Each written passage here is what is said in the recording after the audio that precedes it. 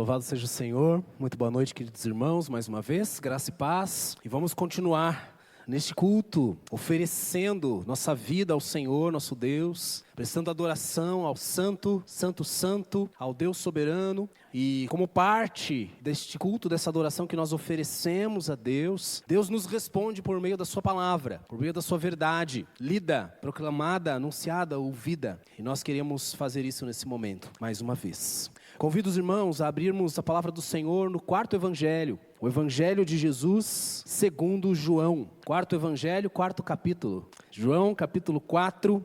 E nós estaremos lendo os primeiros 30 versículos deste capítulo, praticamente dividindo-o ao meio. É um desafio lermos e inclusive pregar sobre esse texto, porque é sem dúvida uma das passagens mais conhecidas da Bíblia. E por ser uma passagem tão conhecida, muitos de nós praticamente já sabemos tudo sobre o que ela vai falar. Portanto, nossa proposta hoje aqui não é trazer nada de novo, não.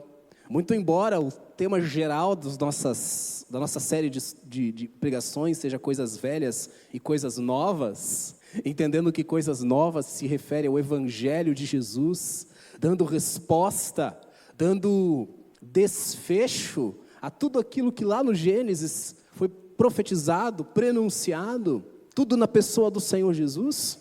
O que vamos trazer aqui hoje não tem nada de exatamente novidade, mas eu desejo, espero e creio que esta palavra pode te fazer nova, ao lermos, ouvirmos e crermos em Jesus. Portanto, atentamente, vamos a esta leitura do texto sagrado da palavra do Senhor. João 4, a partir do versículo 1, que diz assim: Quando, pois, o Senhor veio a saber que os fariseus tinham ouvido dizer que ele, Jesus, fazia e batizava mais discípulos que João, se bem que Jesus mesmo não batizava, e sim os seus discípulos, Jesus então deixou a Judeia, retirando-se outra vez para a Galileia.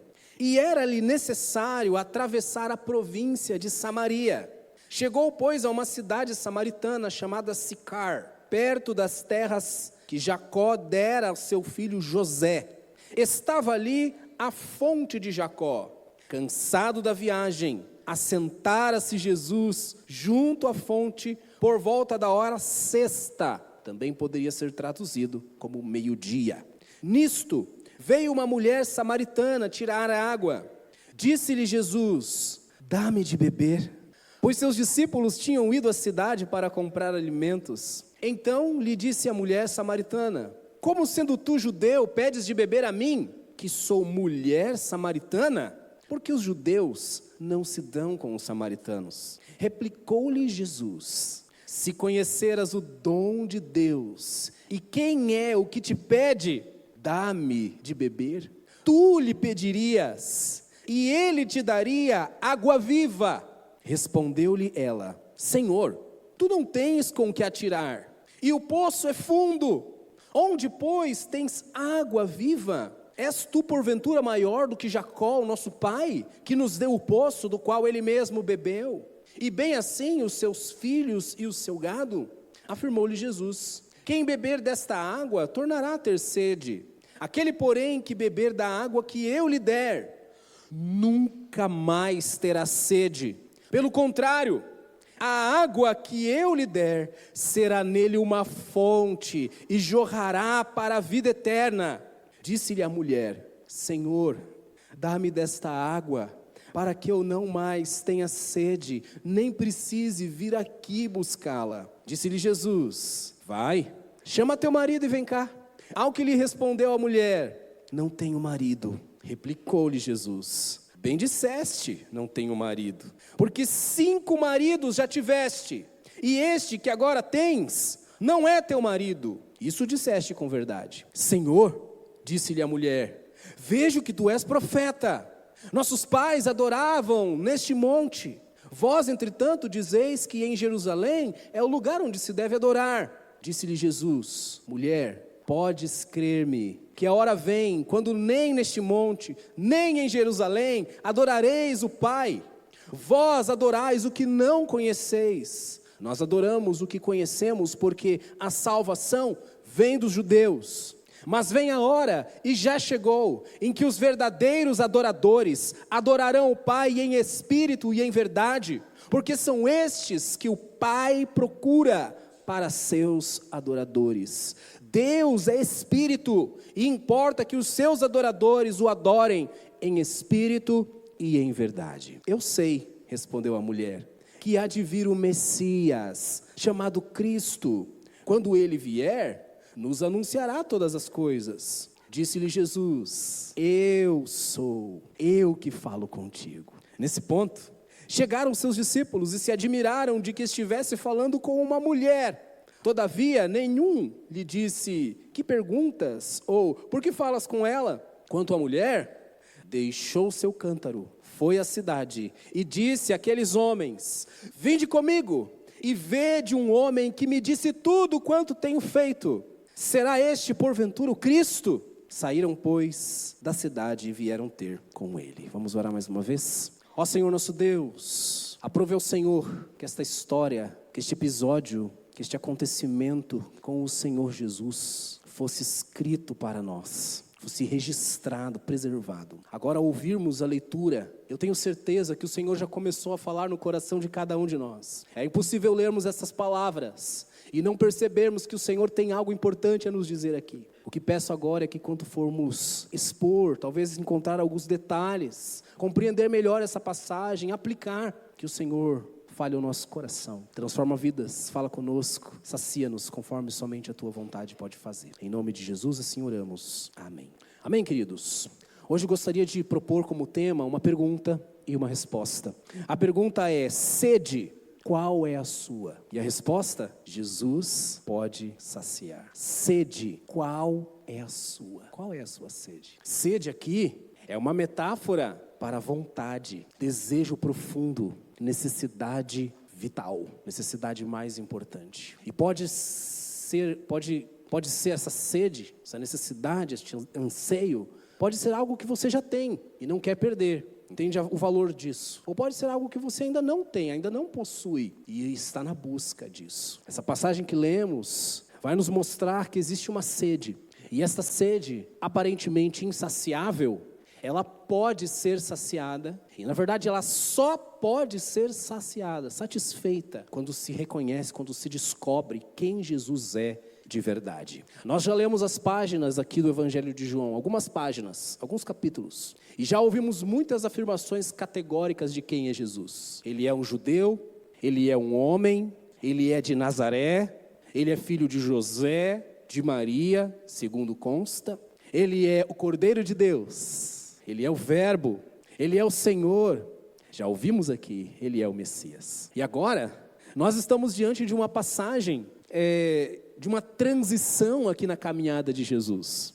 É muito especial como o Espírito Santo inspirou o apóstolo João ao escrever os registros, não necessariamente numa ordem cronológica, mas numa ordem progressiva que nós pudéssemos compreender como Jesus foi se manifestando e como as pessoas foram reconhecendo quem Jesus é. No capítulo anterior, no capítulo 3 do Evangelho de João, Jesus está conversando com um doutor da lei, com um homem judeu de alta posição, mas que tinha uma dúvida temerária, tinha uma dúvida muito grande, que não deixava talvez sossegar, dormir. Como pode alguém ter a vida eterna? E então ele pergunta para Jesus sobre isso. E a resposta de Jesus confunde a mente daquele erudito, que é o que pelo que nos parece nas Escrituras, era um homem que era sincero. Ele realmente queria encontrar o caminho da vida eterna. Estou falando de Nicodemos. Mas a resposta simples de Jesus confunde a mente deste homem.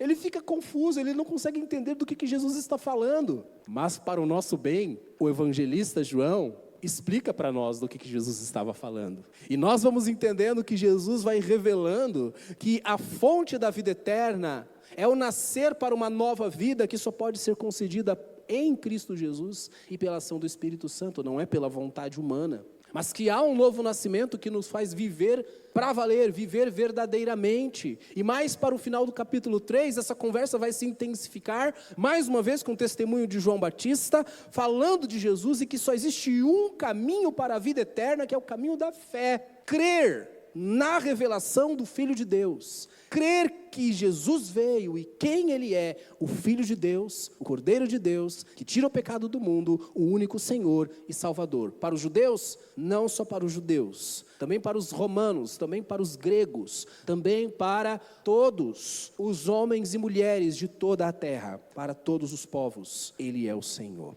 E então, nós temos aqui um contraste, porque nesse segundo capítulo agora, quer dizer, no quarto capítulo, nós temos então Jesus conversando com uma mulher. Veja como nós estamos diante do extremo oposto do que Nicodemos representava. Um homem judeu, religioso, muito respeitado, de alta posição e com muito conhecimento das Escrituras. E aqui nós estamos diante de uma mulher, e precisamos nos lembrar que a mulher, no contexto daquele século, não era tão valorizada socialmente, era menosprezada. O valor intelectual de uma mulher naquele tempo, naquele período. Jesus estava conversando com essa mulher, samaritana, camponesa, e que provavelmente, aos olhos de qualquer um, não entenderia nada a respeito das grandes questões teológicas da antiga aliança. O detalhe é que quando Jesus falou com ela, ela entendeu logo de cara. Ela, ao contrário de Nicodemos, que ficou confuso com as palavras de Jesus, a mulher samaritana, conforme vai ouvindo as palavras de Jesus, responde assertivamente, compreendendo exatamente o que Jesus está falando e mostrando sua fé. E como Jesus, numa simples conversa pessoal, transforma o entendimento, a vida dessa mulher. Uma mulher cujo nome, queridos, nós não sabemos. Não sabemos o nome dela. É um nome que não nos foi revelado nas Escrituras. Mas é uma personalidade que tem algo a nos dizer. Ambos precisavam da mesma coisa. Ambos tinham sede. Sede de algo, sede de vida. E ambos se encontraram com Jesus. E a resposta: a vida nova, a água da vida, só pode ser encontrado em Jesus. E aí nós temos também que entender o que está acontecendo aqui a partir dos primeiros versículos. O texto nos fala a partir do versículo 1, que Jesus começou uma viagem, porque houve um burburinho ali entre os fariseus. Quem que é esse Jesus? Quem que é esse mestre? Quem que é esse profeta que está fazendo mais discípulos que João Batista? Ele está batizando, se bem que ele mesmo não batizava, seus discípulos batizavam. Então perceba que existe um movimento acontecendo aqui, de pessoas que estão se achegando a Jesus, e ao se achegarem a Jesus, elas entendem a necessidade de começarem uma nova vida com Deus, de se arrependerem e aguardarem a vinda do reino. E Jesus estava pregando: o reino de Deus está próximo, é chegado o reino dos céus. E essas pessoas estavam sendo batizadas pelos discípulos de Jesus. E isso começou a atrair a atenção dos fariseus. Jesus não tinha medo dos fariseus. Jesus não tinha nada a esconder. No entanto, não era o seu momento ainda de confrontá-los. Então Jesus simplesmente se retira dali e com a intenção de chegar na Galileia, que é o lugar ao norte ali da Palestina, e ele tem que passar por Samaria. Diz o texto que importava-lhe, que era, versículo 4, era necessário atravessar a província da Samaria. E aí todo o texto vai nos dando esse pano de fundo de que os judeus e os samaritanos não se davam bem. Eram adversários, eles tinham intriga, rixa, um contra o outro. Eram rivais, havia uma rivalidade entre eles. Isso tem raízes históricas. Você precisa ler um pouquinho lá de Neemias, um pouquinho de Esdras, o capítulo 17 de 2 Reis, e você vai entender um pouco dessas raízes lá de trás, lá do Antigo Testamento, que foram distanciando esses povos, esses moradores ali da região do Antigo Israel, e que era um só povo, depois foi misturado e depois foram se distanciando. Havia rivalidade entre eles, ao ponto de muitas vezes os judeus normalmente até preferirem fazer um caminho mais longo, passando por Decápolis, passando ali, contornando ali pela região mais que hoje seria a Jordânia, para chegar lá na Galileia sem precisar passar por Samaria. Jesus não faz isso. Jesus caminha com seus discípulos, chega a um poço, Jesus fica perto daquele poço, Os discípulos vão até a cidade para comprar comida. E aí me chama a atenção, queridos irmãos, veja só, a partir do versículo 5, ele diz: chegou, pois, a uma cidade samaritana chamada Sicar, perto das terras de Jacó. Estava ali a fonte de Jacó. Aqui que eu queria destacar com os irmãos, versículo 6. Cansado da viagem, assentara-se Jesus junto à fonte, e mais à frente ele vai dizer: dá-me de beber. Esse texto vai mostrar para nós que o verbo que se fez carne, aquele que é desde o princípio, aquele que é a fonte da vida para todas as coisas, o Deus Todo-Poderoso que se revelou encarnado na pessoa do seu Filho Jesus, ele agora está numa condição de homem, de ser humano, e como ser humano ele se cansa. E Jesus então fica cansado da viagem. Não é confortador para você pensar que o nosso Salvador sabe, se identifica conosco, com o nosso cansaço, a nossa fadiga? Não é impressionante, não é revelador para nós pensarmos que Jesus teve sede? Mas essa passagem vai nos confrontar, mostrando que a sede de Jesus não era apenas uma sede de água física, mas já vamos falar um pouquinho mais sobre isso. Irmãos queridos, nessa conversa que Jesus teve com esta mulher samaritana, à beira do poço, Jesus revela duas sedes para nós. Existem dois tipos de sede que precisam ser saciados. E Jesus mostra uma terceira coisa, que somente Ele pode saciar essas duas sedes de forma plena. Então, em primeiro lugar, e a primeira sede que Jesus nos revela, é que Jesus revela a verdadeira sede do coração humano. Nós podemos ver isso de uma forma mais clara a partir do versículo 7. Novamente, Jesus, ao ver essa mulher samaritana aproximando-se para tirar água, Jesus então lhe pede: me dê água para beber. Dê-me água para beber. E então começa um diálogo muito desconfiado. Essa mulher samaritana, ela se volta para aquele homem estranho, desconhecido para ela, completamente surpresa. Talvez ela tenha chegado àquele poço até meio assim: puxa, quem é esse tipo sentado ali na beira do poço, com roupas de judeu, ai. Mas provavelmente ela pensou assim: não vai dar nada, porque nem comigo ele não vai falar. Porque não era costume dos judeus falarem com os samaritanos, e muito menos era socialmente praticável que homens e mulheres conversassem em público. Conversar com uma mulher em público era considerado meio que uma coisa meio que antiética naquela época. Não era normal. Mas surpreendendo, Jesus rompe o silêncio e puxa o assunto. E pede um favor a essa mulher. Já pensou que coisa mais interessante? Jesus pedindo um favor. Pode me dar um pouquinho de água? É uma forma maravilhosa de Jesus nos abordar, de Jesus chegar nas pessoas. Jesus então fala com essa mulher e ela reage muito desconfiada e surpresa. Peraí, como é que você pede água para mim? Você é um judeu e eu sou uma mulher samaritana. E ela fica ali nessa situação. Então Jesus responde para ela. E a resposta de Jesus não tem a ver com o que ela falou ali, com o fato de quem ele era. Ele vai além dessa resposta dela, desse olhar desconfiado, e diz: olha, você não sabe quem eu sou. Porque se você soubesse quem eu sou, e que o dom, o presente, a graça, a manifestação de Deus está diante de você que me pediria para beber, e eu te daria uma água viva. A tradução para água viva pode ser uma água corrente, não uma água contida dentro de um copo, um pouquinho de água que você toma aqui, mas uma fonte que nunca para de jorrar água, uma água viva, uma água que conduz para além daqueles limites. E claro, colocando em termos muito mais amplos, a própria vida eterna.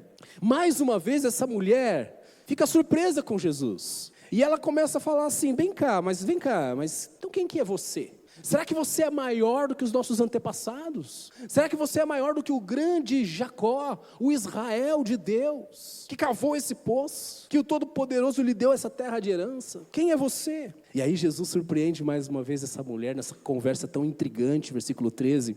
E Jesus diz assim: olha, é verdade, isso que você está falando, nada disso que você está falando é mentira. Jacó foi grande, ele foi mesmo chamado por Deus. Deus fez promessas, Deus deu a terra, Jacó cavou esse poço, alimentou seus filhos, alimentou o seu gado, e este povo de Israel, Samaria, é resultado da promessa de Deus que se cumpriu na vida de Jacó. Só que é o seguinte, quem beber dessa água, da água desse poço, com certeza vai ter sede de novo. E vai precisar voltar aqui muitas vezes. Mas, quem beber da água que eu lhe der, nunca mais terá sede.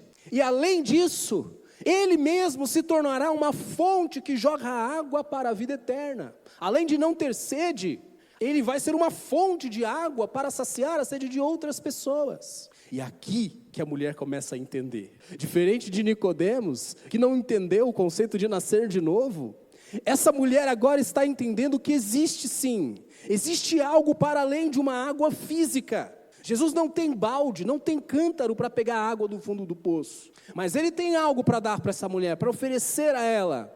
E agora ela está interessada, versículo 15, aliás 16, aliás 15 mesmo. Disse-lhe a mulher: Senhor, dá-me dessa água para que eu não mais tenha sede e não precise vir buscar aqui. E esse versículo 15 nos revela ao mesmo tempo duas sedes que essa mulher tinha. Uma era clara, ela tinha sede da água física, ela precisava de água mesmo, para beber, para cozinhar, para lavar seus utensílios, para manter a sua casa. Ela precisava mesmo de água, não era uma falácia, ela precisava mesmo daquela água. Só que tinha uma outra coisa, ela não queria mais ter que ficar indo no poço todos os dias para buscar. E chama-nos a atenção um detalhe que o texto que o texto deixa para que nós percebamos. Essa mulher vai buscar água ao meio-dia, na hora mais quente do dia, e vai sozinha. A semelhança de Nicodemos, que foi sozinho também, né? Mas foi de madrugada. Ao contrário de Nicodemos, que foi consciente de que queria encontrar Jesus. Essa mulher não sabia quem que ela ia encontrar. Talvez ela nem quisesse encontrar ninguém. Essa mulher não queria mais se expor. Ela não queria mais ter que ficar indo ali buscar água, porque isso era um empenho para ela, um esforço grande demais para ela. E Jesus então responde a essa afirmação dela, dizendo: olha, vai, chama teu marido e vem aqui. E então Jesus começa a revelar ao coração daquela mulher, e para nós, que Jesus, volta ao meu ponto aqui, Jesus revela a verdadeira sede do coração humano. Existia sim uma sede de água, existia sim a sede líquida, mas existia uma sequidão espiritual e emocional no coração daquela mulher. Sua sede não era apenas de água, mas também era sede de aceitação, perdão, sentido, amor verdadeiro. E ao longo da sua jornada, não sabemos qual era a idade dessa mulher, nem pelo que ela teve que passar na vida. Mas essa mulher então, Jesus revela que ela teve uma infelicidade em seus relacionamentos. Porque quando perguntaram sobre o marido, ela disse: não tenho marido. E Jesus disse: realmente, você já teve 5 maridos, e agora vive com uma pessoa que não é o seu marido. Revelando para nós que essa mulher buscava sentido para a sua vida, saciar a sua sede emocional, sentimental, nos relacionamentos. Mais para frente vai mostrar que tentava saciar nas tradições religiosas, no discurso religioso. Mas nada disso saciava ao ponto dela dizer: eu não quero mais ter que ficar vindo aqui buscar água. Jesus mostra que a sede do coração humano vai muito além das coisas materiais e físicas, das quais sim, nós precisamos. Mas existe uma sede mais profunda e que só o Senhor Jesus pode saciar. A sede humana, queridos, é espiritual antes de ser emocional ou física. A sede humana é uma sede a qual nenhum poço pode saciar. Somente a água viva, que é o Espírito Santo de Deus, habitando a alma, o coração daqueles que foram chamados por Jesus. Somente essa água viva pode gerar vida no nosso interior. O poço de Jacó era histórico, mas o poço era fundo. E lá embaixo tinha um pouquinho de água. Qual que é o seu poço fundo? Onde você está indo buscar saciar a sua sede? A sede do seu coração. Muitos querem saciar a sede do seu coração no trabalho, nas realizações profissionais, financeiras. Outros nos prazeres, no entretenimento, nos vícios, no lazer. Outros no status, na posição social. Muitos outros também na religião. Mas Jesus vai mostrar para nós, e toda a Escritura vai nos mostrar, que Jesus é a única fonte que nunca seca. A verdadeira sede do homem é a sede de Deus. Sede de Deus. E aí a conversa prossegue. Essa mulher então, ela percebe que Jesus, a partir do versículo 19, realmente não era um simples homem judeu. Então ela começa a pensar em Jesus como um profeta. Versículo 19, o Senhor é um profeta, porque o Senhor falou coisas da minha vida, o Senhor me conhece, sabe quem eu sou, nunca me viu, mas sabe quem eu sou. Então deixa eu conversar com o Senhor sobre uma coisa aqui. Sabe, mas eu vou na igreja, eu não vou na tua igreja, na igreja dos judeus, mas eu vou na igreja dos samaritanos. Qual que é a igreja certa para eu ir? Qual que é o templo certo? Qual que é o lugar certo de se adorar? Essa era a dúvida dessa mulher, agora uma dúvida ligada a tradições religiosas, teológicas talvez. E Jesus de novo surpreende essa mulher, falando claramente sobre o coração de Deus, e nos revela, queridos irmãos, incrível, que Deus também tem sede. Deus também tem sede. Na pessoa do filho Jesus teve sede física, sede de verdade, de água líquida. Mas Deus também tem sede, e uma sede que precisa ser saciada. E incrivelmente, surpreendentemente, a sede de Deus também só pode ser saciada em Jesus. Por quê? O texto vai dizendo que essa mulher então estava preocupada com a adoração. Qual é o lugar de se adorar? Qual é a forma? E Jesus então surpreende a partir do versículo 21. Dizendo que vai chegar um tempo, chega um momento em que a questão geográfica do lugar não importa tanto, em que as tradições religiosas, em que os rituais religiosos não dizem tanto, mas o que manda, o que toca o coração de Deus, o que consiste numa adoração verdadeira, é uma adoração sincera, baseada no que se conhece. O texto vai dizendo no versículo 22, isso aqui precisamos entender, que Jesus está dizendo, vocês samaritanos adoram o que vocês não conhecem, e nós os judeus adoramos o que conhecemos, porque a salvação vem dos judeus. Como assim? O que Jesus está falando aqui? O fato é que os samaritanos não aceitavam as escrituras completas do Antigo Testamento, eles aceitavam somente os 5 primeiros livros, só. Então eles não tinham a revelação completa de Deus na antiga aliança. Os que os profetas anunciaram a respeito do Messias, o que os salmos e os livros de sabedoria diziam a respeito da vinda do Cristo. Então eles não tinham o conhecimento pleno das Escrituras e, portanto, a sua fé era uma fé incompleta. Eis mais uma vez, irmãos, um motivo pelo qual nós devemos celebrar e viver constantemente reforma. Uma reforma que traz para o coração da igreja as escrituras completas do Antigo e do Novo Testamento. Porque a fé vem pelo ouvir e o ouvir da palavra de Deus. E Jesus então revela as escrituras para essa mulher.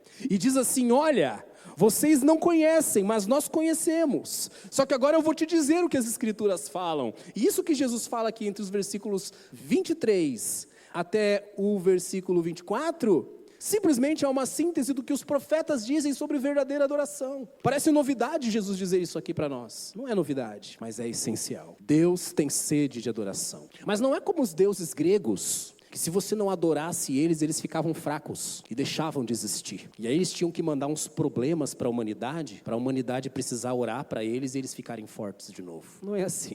Nosso Deus não é assim. Não é como Thor, não é como Odin ou os deuses nórdicos, que queriam ser um pouquinho mais humanos para ver como é que é. Nosso Deus não é assim. O nosso Deus é onipotente, onipresente, onisciente, autoexistente. Ele não precisa de nada e não precisa de ninguém para existir. Mas ainda assim faz parte do ser de Deus, o ser criador.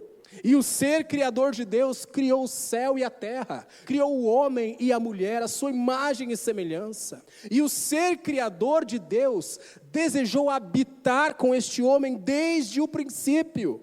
O ser criador de Deus não suportou, dentro do seu plano eterno, a ideia de um homem totalmente perdido, sem um plano de redenção. O Todo-Poderoso Deus traçou na eternidade um plano para que o homem pudesse estar com Ele, e Deus tem sede deste relacionamento com o ser humano, com seus filhos. Deus tem sede de ser bom para com aqueles que Ele escolheu, de ser justo e verdadeiro. E portanto Deus não tem a sua sede saciada com palavras frias e vazias, que não vêm de um coração verdadeiramente transformado e adorador. Deus não se surpreende com belos templos e belas construções. Deus não se surpreende com quantidades. O que Deus está procurando, vejam as palavras claras de Jesus no final do versículo 23. São estes que o Pai procura, deseja, anseia para que sejam seus adoradores, aqueles que o adoram em espírito e em verdade, ou seja, numa adoração verdadeiramente espiritual, sincera, não presa a coisas meramente materiais, mas entendendo a dimensão eterna, espiritual, celestial do Deus Todo-Poderoso, do Deus invisível. Deus tem sede de se revelar e de se manifestar a nós, e nos criou para o louvor da sua glória. E Deus então procura verdadeiros adoradores, e volto a dizer, somente Jesus pode saciar essa sede do coração divino, porque somente Jesus é aquele que pode conectar, de novo, o Deus Santo com o homem pecador, agora redimido. Só Jesus pode fazer a ponte, só Jesus pode proporcionar por meio do sacrifício, e a antiga aliança apontava para esse sacrifício de Jesus. Somente o sacrifício de Jesus pode ser aceito como sinal da redenção dos filhos de Deus, do povo de Deus. E Jesus então, ele sacia a sede de Deus. Quando ele vem ao encontro daquela mulher, ninguém mais parecia se importar com ela, ninguém mais parecia conhecê-la, ninguém mais parecia enxergar qualquer tipo de valor naquela mulher. Mas Jesus teve sede, Jesus parou junto ao poço, Jesus falou com ela, e Jesus ofereceu vida para ela. E isso sacia o coração de Deus. Deus não busca templos, mas adoradores. O culto verdadeiro não é geográfico, mas é espiritual. Lembra de João capítulo 2, já lemos aqui, semanas atrás, meses atrás, quando Jesus vem e purifica o templo e diz, olha, esse templo vai ser destruído, porque não é o templo, não são as paredes de pedra, de tijolos, que tocam o coração de Deus, mas são vidas transformadas, que precisam ser reerguidas, precisam renascer, ressurgir para a glória de Deus. Jesus tem sede da vontade do Pai, sede por um culto verdadeiro. E então, irmãos, precisamos perguntar, Deus, se temos vivido como verdadeiros adoradores do Senhor, se a nossa vida de adoração tem sido um eco dessa sede de Deus, esse desejo de Deus, essa vontade do Senhor, de ter um povo que o adora, que o busca com um coração sincero. E então, na terceira parte aqui, nos versículos finais, nós vamos ver algo surpreendente na vida dessa mulher depois dessa conversa com Jesus. O texto nos diz, versículo 29, quero destacar, que depois dessa conversa com Jesus, e Jesus então, irmãos, esse é um dado importante aqui, versículo 26, é a primeira vez que ele afirma categoricamente que ele é o Cristo, que ele é o Messias. E essa afirmação categórica foi feita a uma mulher samaritana, que teve o seu coração aberto pela proclamação do Evangelho, da palavra de Deus, que tinha sede de Deus, e Jesus proporciona para essa mulher o encontro com Deus por meio da palavra do Evangelho. E então, nos versículos finais, o resultado é isso, versículo 29.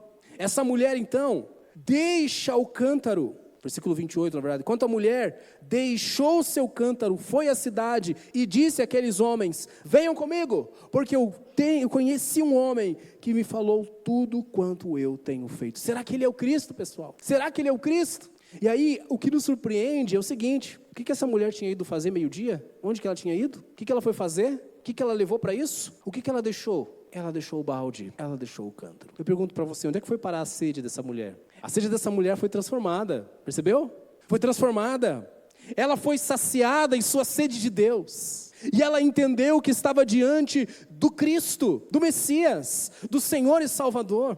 E essa mulher que antes estava com sede e reclusa, isolada, solitária, agora ela é uma fonte a jorrar água. Agora ela vai e fala para as pessoas sobre Jesus, sobre o que Jesus disse e fez na vida dela. Agora ela deixa de lado o cântaro de suas decepções, de suas mágoas, de suas tristezas, de suas expectativas frustradas. E agora ela simplesmente vai e fala a todos e traz toda a sua vizinhança para conhecer Jesus. Saíram, pois, da cidade e vieram ter com ele. A mulher deixa o cântaro, que era o símbolo da sua velha busca, da sua antiga sede. Agora ela tem uma fonte interior, e uma fonte que transborda em missão. Se existem duas sedes que precisam ser saciadas, uma é a nossa sede por Deus, e outra é a sede de Deus pela nossa verdadeira adoração, Quando essas duas sedes são saciadas, o resultado disso é que nós nos tornamos uma fonte, um canal, uma torneira para fornecer água viva, a água de Deus, a presença de Deus para as outras pessoas. Na continuidade dessa história, nós veremos alguns desdobramentos disso. Veremos como Jesus responde aos seus discípulos diante desta fome e sede que é fazer a vontade de Deus, o Pai.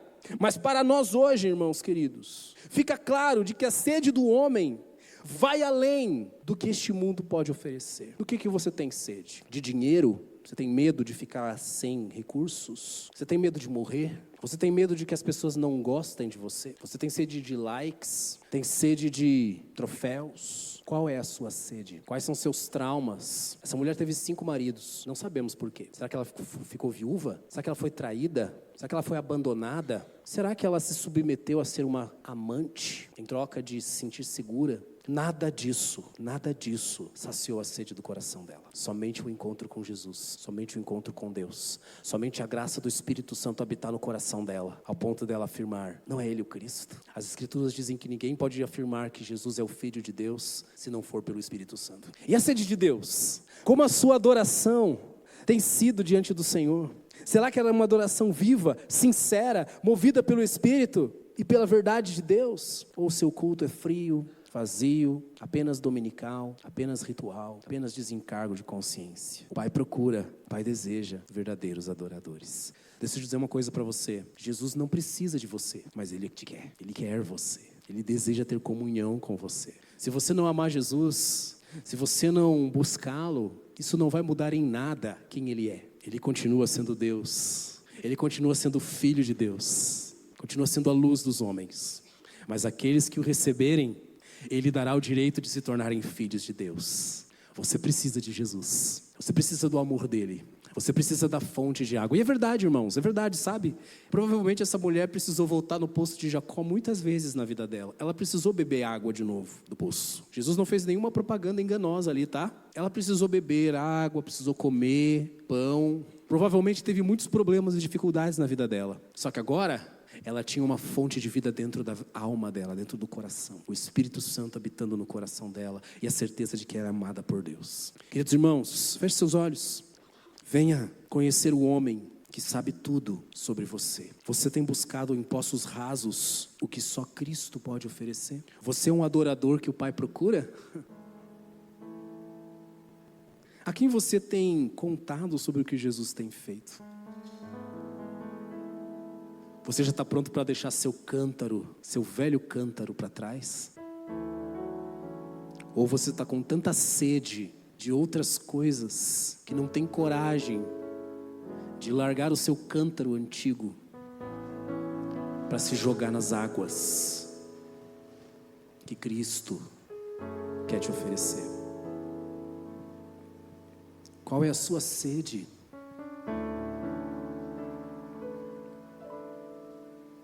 Cristo, Jesus, é aquele que pode saciar, é aquele que pode fazer a vontade do Pai, transformando você num verdadeiro adorador, numa verdadeira adoradora. Ah, mas eu sou mulher, mas eu sou samaritana, mas eu cometi erros, mas eu sou viciado, mas eu sou depressivo, mas eu já tive vontade de me matar, mas eu adoro ídolos, mas eu ainda não conheço esse Deus, esse Jesus que vocês estão falando. Mas eu sou cético, eu gosto de acreditar nas coisas que eu consigo ver. Eu não entendo que esse negócio de fé. Mas eu já nasci na igreja, tudo isso que você já está falando eu já sei. Mas Deus parece tão distante, parece só uma historinha.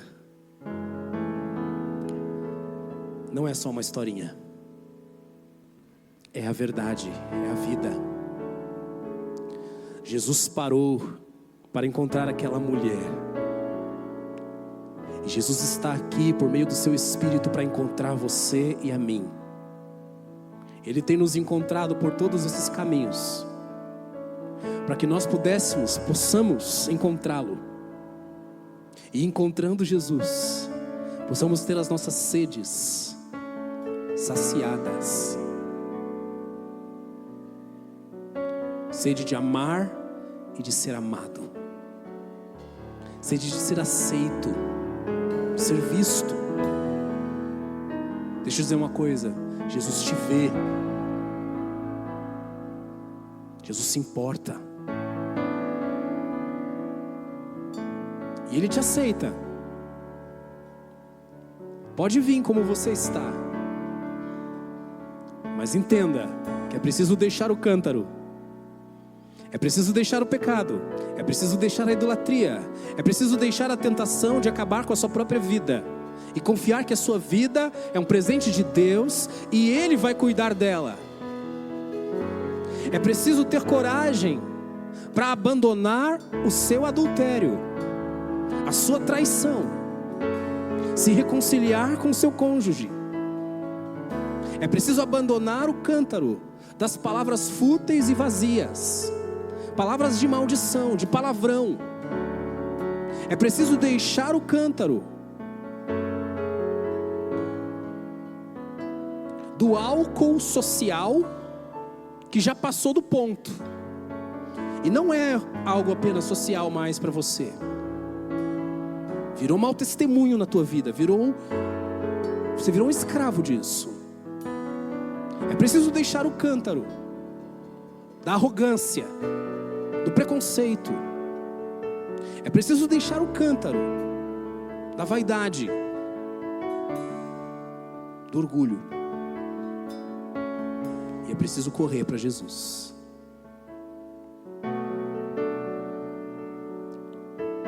Vamos transformar essa oração em cântico, em canção.